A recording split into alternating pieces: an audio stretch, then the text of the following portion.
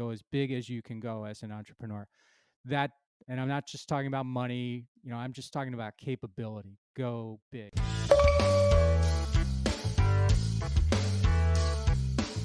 Today we have Mike Malatesta, who is an entrepreneur, author, innovator, and trusted advisor. Welcome, Mike. Ryan, thanks so much for It's having me it's today. great to have you, Mike. We're interested. Tell us a bit about your business.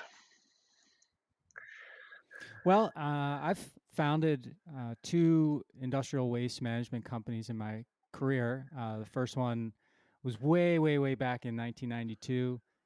Um, and I sold that business in 2015, and then I was able to partner up and start another one in 2018, which we sold in 2021, just a couple of months ago. And so the business was essentially we helped industry manufacturers with what we call solving complex waste problems. So we didn't handle the trash or the rubbish or that kind of thing, but we handled all the I guess the nastier stuff, the uh, wastewater and sludges and hazardous waste and all that kind of thing. So we had a um, yeah. So that's the general gist of what we did in the Wow. businesses. How did you get started?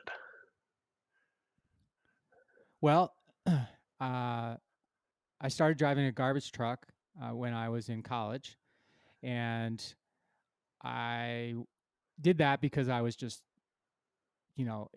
really interested in trucks at the time, Ryan, and I wanted to drive a truck, and I got a job driving a garbage truck, and I just had no idea what that business would be like, but it was a job driving a truck, and that's what I wanted to do. And as I got into it, I thought, wow, this is a really cool business that I had never thought about. And, one thing led to another, and that became my career Wow, choice. fantastic.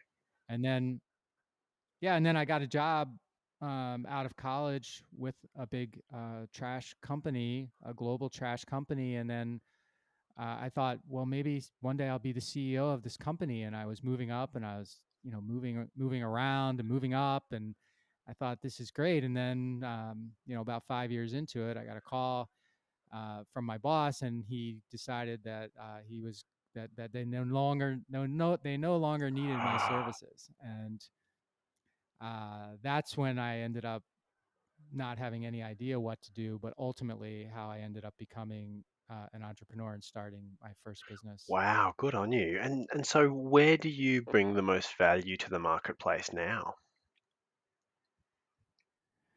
Well, I feel like I'm a very tested and tried entrepreneur who's had, uh, you know, success is so relative, Ryan. But I think compared to a lot of people might look at me and say that I've had some.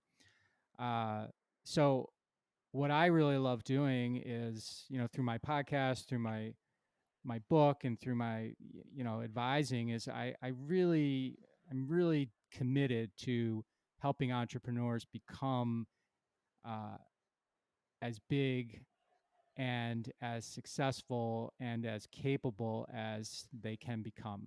And that's the mark that I want to leave, on the world, is how can I help entrepreneurs um, become stay unstuck, continue to have breakthroughs, become as big as they can be, and most of all, do it in a way that feels right for them, that makes them happy. Because there's a lot of unhappiness in the entrepreneurial world. Um, and the reality is, in my experience at least, the majority of the unhappiness is self um, designed Mm. unhappiness. We create a system that makes us unhappy, and then we look around and go, why is this happening to me?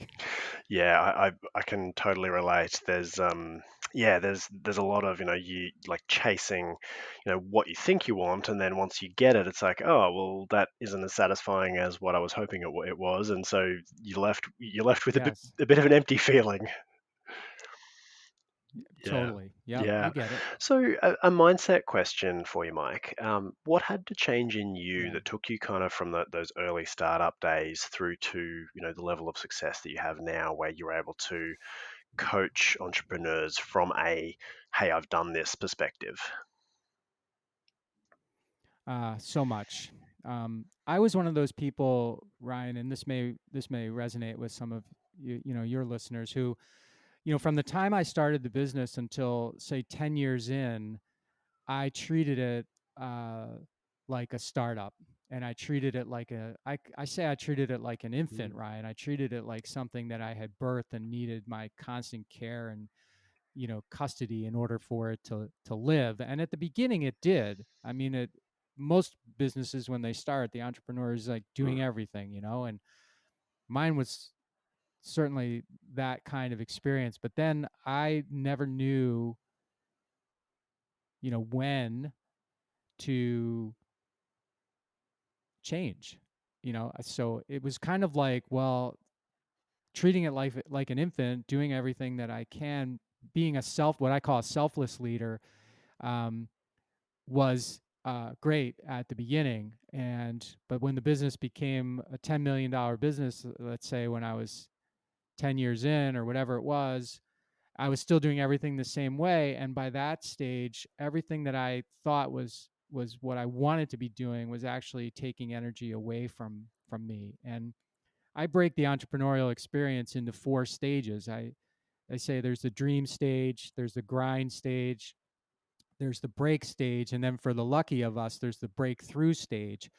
Um, and you know, treating the business like an infant, you know, from the time it was dream and all through the grind, ended up making me broke. And when I was broken is when I started to see, not right away and not actually for a long time, but I started to see that what I had designed for myself and the way I had designed it ended up giving me a result that I was unhappy with, and a result that actually made me want to think about quitting and kept me stuck and did all of these things. And so the breakthrough thinking for me from a mindset standpoint was when I finally took ownership of all of that and responsibility for it, it became clear to me that if I designed a system that put me into this broken stage, a place I call the valley of uncertainty, if I can take responsibility for that, the power in doing that is that I can certainly design something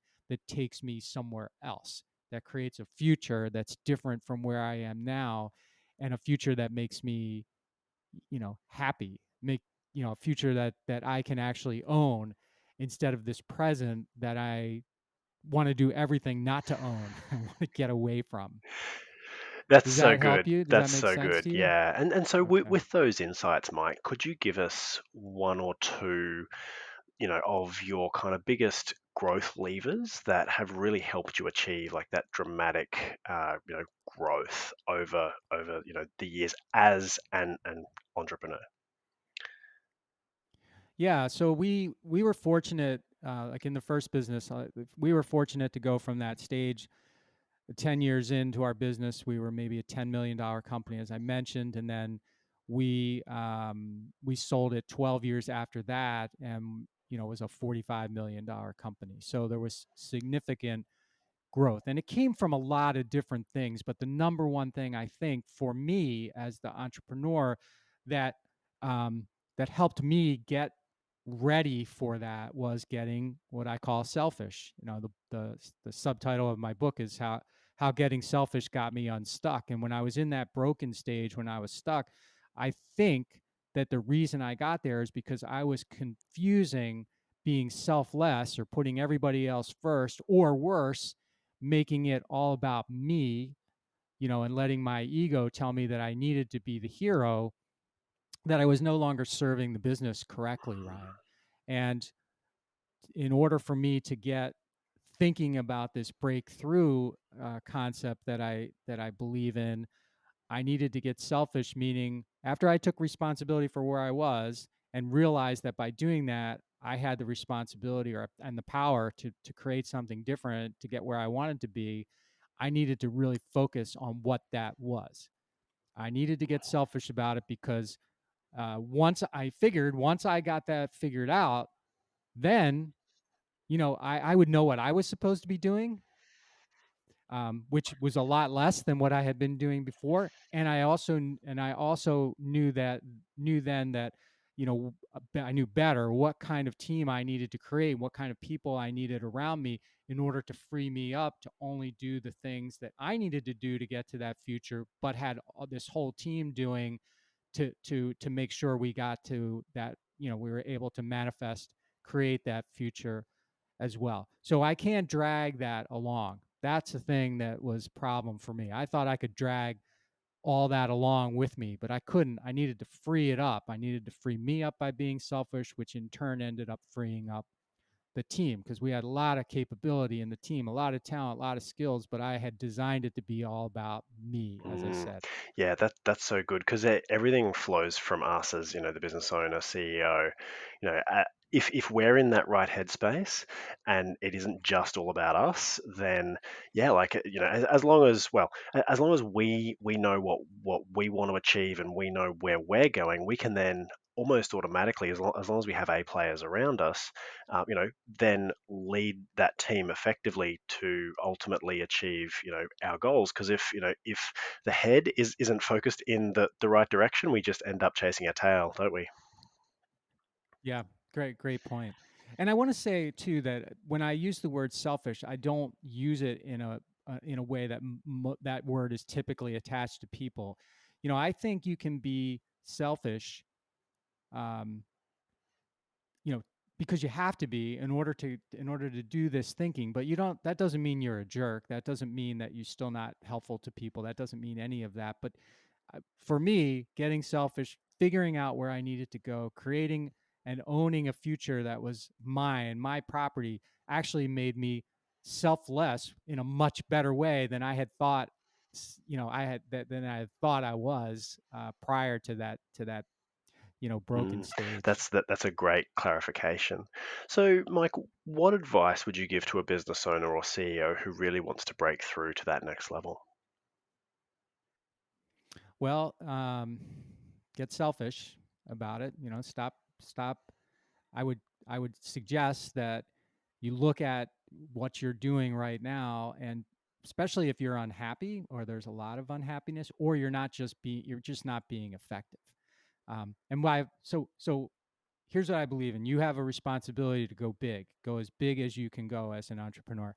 That, and I'm not just talking about money, I'm just talking about capability. Go big. So if you look at yourself and you're saying, I'm not challenging myself, um, that's, to me, that's something to work on. If you say, well, our company isn't getting where it needs to be, obviously that's something to work on. But if your biggest thing is, if you're not, as the leader, if you are not clear about where you want to be in the future, what you want the future to look like specifically, then the chances of you are achieving that future are probably not very good. And I don't want entrepreneurs getting ground down to the point where they want to quit before they've maximized their capability, Ryan. I want them to realize that, okay, it's normal for you to feel this way because you haven't done, this is the system you've designed. It's got you exactly where you designed it to, you know, to get you. So fine, realize that you can design something else, and then as I said, get it in your head really clear so that you can then bring it back and you can build something that can actually help you achieve it, as opposed to quitting or turning back or getting smaller or doing all the things that a lot of us think about doing. Think people think, well, going big is just more headaches, and it's just not. I don't believe that that's the case unless you really want that to be the case. It's actually easier. Yeah, yeah, for sure. I love that philosophy. That is so good. And finally, Mike, who can you best help? And if they want to get in touch, how can they reach out to you? Well, I think that um, you know, I love helping. I love helping entrepreneurs. I'm best at helping entrepreneurs who've got something started that has had some success to it, but then they're just stuck. They just don't know what to do. So I'm really good helping people think through why they are where they are, what they want to, where they want to be, why they want to be there, and ultimately what needs to happen in order for them, to get there. It's really about clarifying your Mm. thinking, Ryan. So that's what I'm best at. I You can reach me at, my website is a great way to reach me. It's Mike Malatesta, Malatesta.com. And of course, my book, Owner Shift, How Getting Selfish Got Me Unstuck, is available on Amazon or wherever. Well, it's only Amazon now, but next week, I guess, wherever you, like to buy your books. You can also get a free chapter of the book on my website. Give it a test drive, see what you think, and yeah, you can follow me there and connect with me on LinkedIn if you'd like, and that's where I'm most active. Fantastic. Mike, thank you so much for coming on. We really appreciate what you've shared. Oh, it's my pleasure, Ryan. Thanks Thanks, for Mike. having me.